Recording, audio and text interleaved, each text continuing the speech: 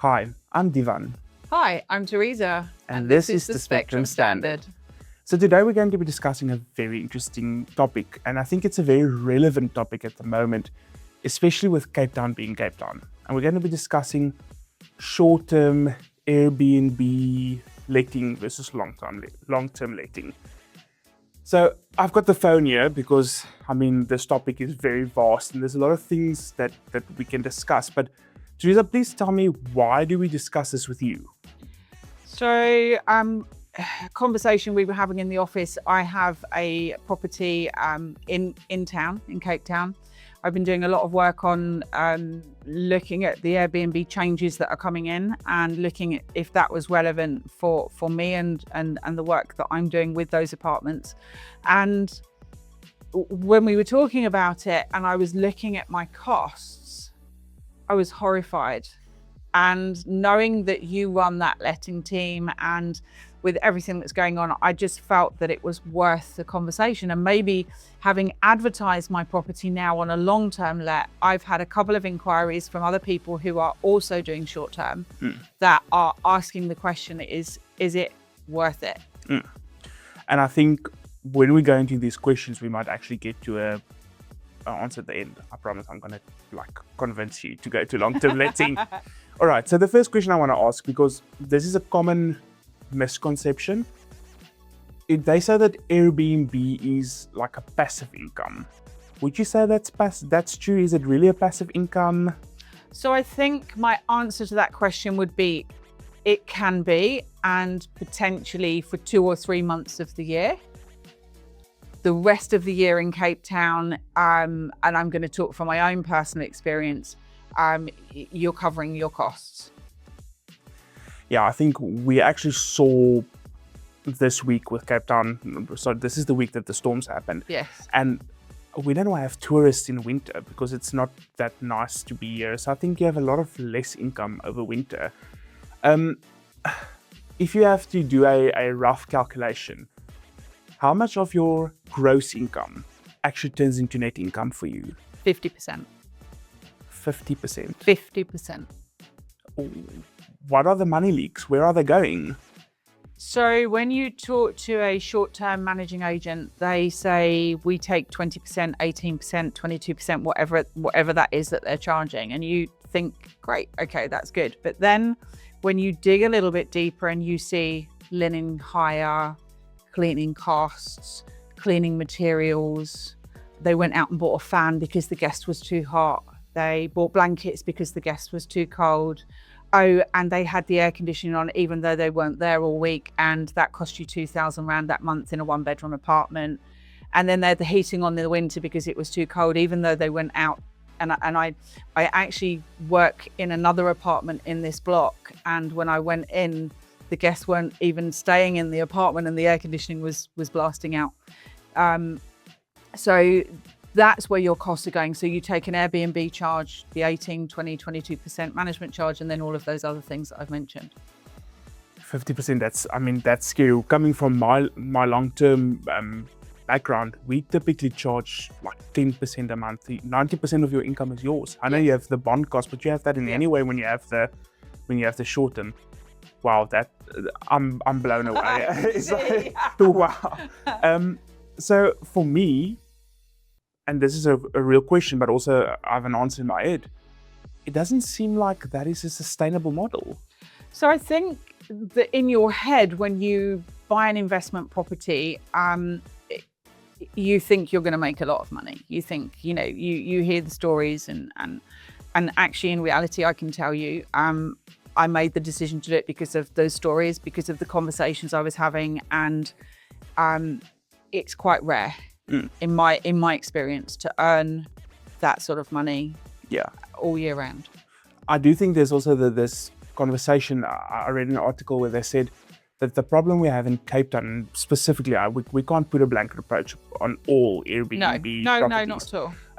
But especially in Cape Town, most of the city centre currently is caught up in Airbnb. So it's a very competitive market. Yes. And there's actually more clients looking for long-term rentals, and that's why you might get a better return. Yes, yeah. I think there is an absolute abundance of stock, particularly in the maybe 2 bedrooms, the studios, and the managing companies are having to put those out at such a competitive rate.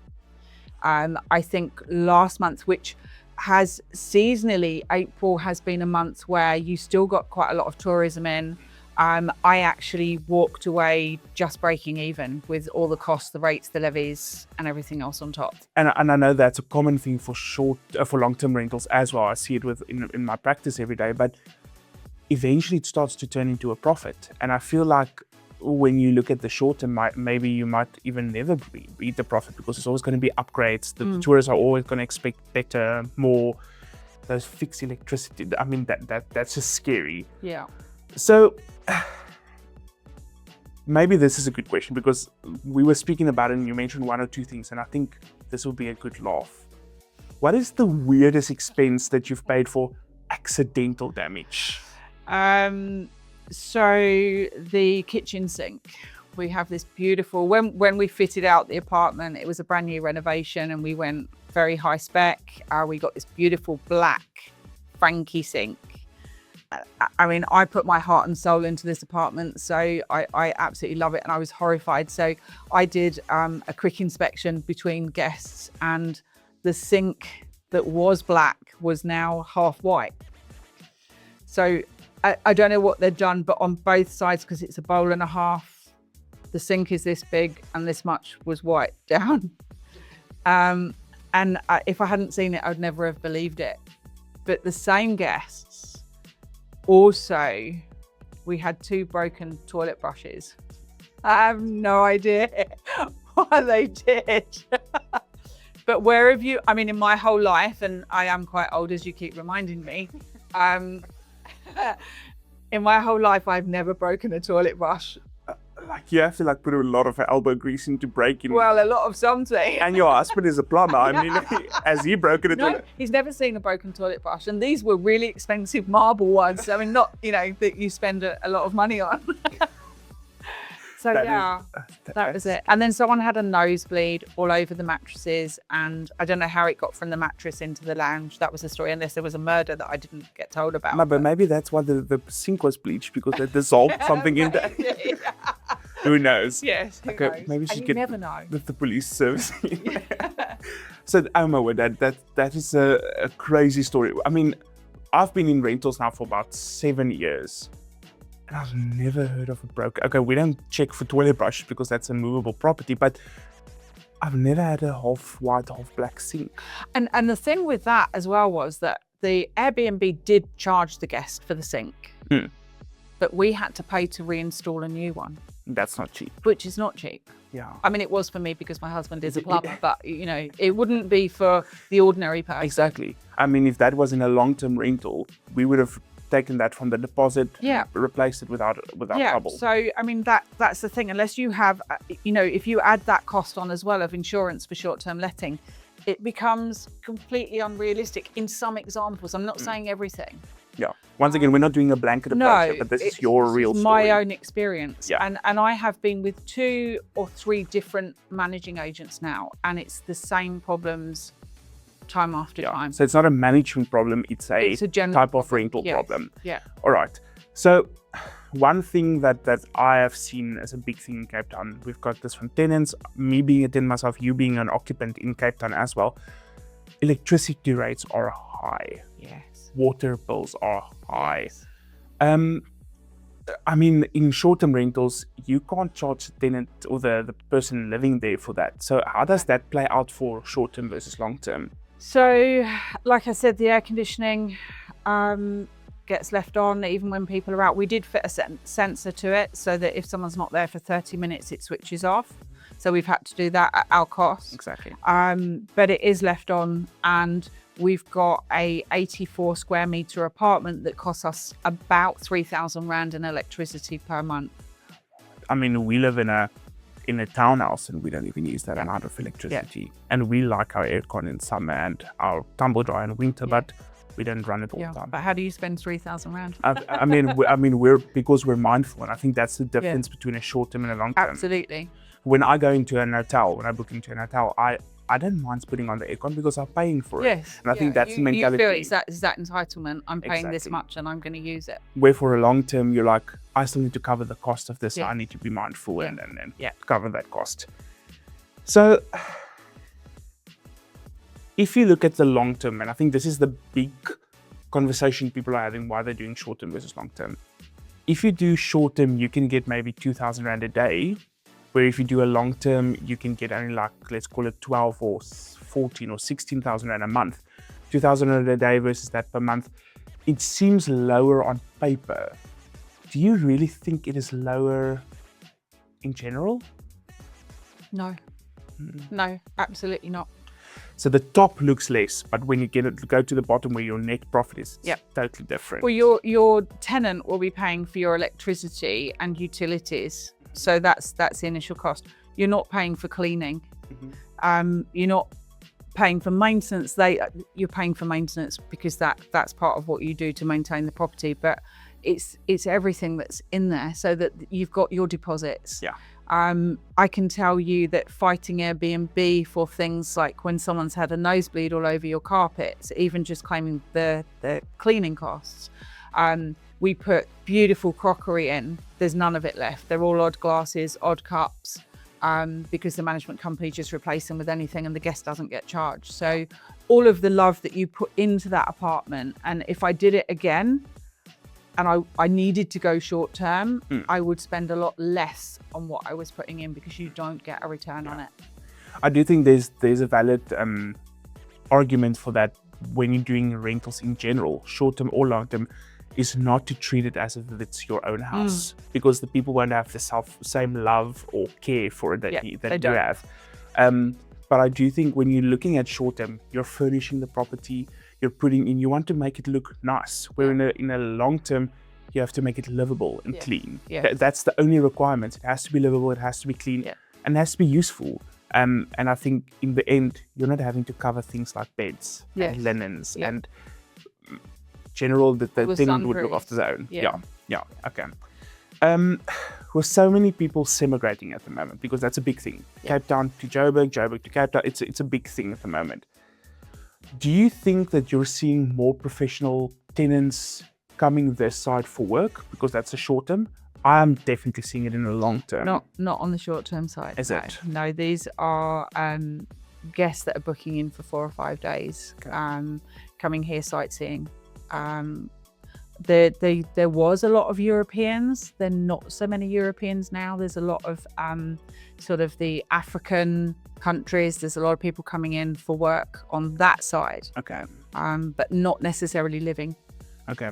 I think on the long term, we're seeing more professional people coming down from, let's call it Johannesburg, moving into Cape Town because there's a lot of good governance this side. There's working infrastructure. People are getting jobs this side. So I think we're seeing professional people that look after the property on the long term side. Okay, this is a big thing. And you spoke about the conversation from the legal side, but you see a lot of body corporates at the moment voting to ban Airbnbs in the blocks. What do you think long-term rentals give you to future-proof your income on these type of rentals? I think that just the steady income, because you know every month what's going out, your rates, your levies, and I mean levies obviously if it's an apartment.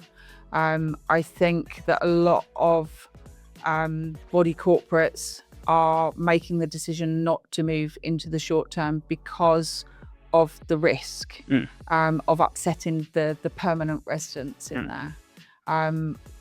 I have experience of a long-term tenant in a property, and for me that's consistency. You know exactly what's coming in. It's just that consistency. I never know month to month how many days are going to be fulfilled in my short term. Yeah. I'm also thinking, like, if I think about the cycle of long term, we are billing at the beginning of the month, we're collecting rent at the beginning of the month, and then we handle whatever should come up every now and then. With the short term, you have a move-in on a Friday, you have a move-in on a Saturday. You've got next week people staying for 3 days, then you have to worry about cleaning after that. I think the admin and the worry around your property becomes so much more for the short-term letting versus the long-term letting. And this is not us shooting down short-term No, lending. not at all. It's It just- works for some, Exactly. definitely works for some, but in my experience, it's not working. Exactly. And I think a big thing, and this is just me spitballing, is I think a big thing is happening in Cape Town. A lot of hotels are coming up in town. Yes. And that is posing a big risk, especially on the competition market. So you're also getting the very sort of apart hotels. So the apartments where the hotel will manage it for you. You're also getting the smaller sort of studio 25 to say 50 squares that are coming in at those very low rates because the build cost a lot less. Yeah. They don't have parking. It's that sort of thing. So that's the competition. So I think if my advice to anybody going out and looking at an investment property would be really do dig down on the details. Look at your costs. Don't think that 18-20% is what you're going to be paying, because it isn't.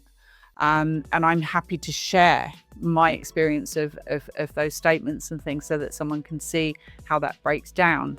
And I think if you look at both, it depends on a lot. It's the factors where it is, who your main clients are going to be. So it definitely works in some areas. I know for sort of the Camps Bay and the Atlantic Seaboard, it is definitely worth doing that short term. And I think maybe more coastal up into the West Coast, etc., because that is where your locals also go for holidays. Locals don't necessarily come from Belleville, Durbanville into Cape Town to have holiday. Yeah.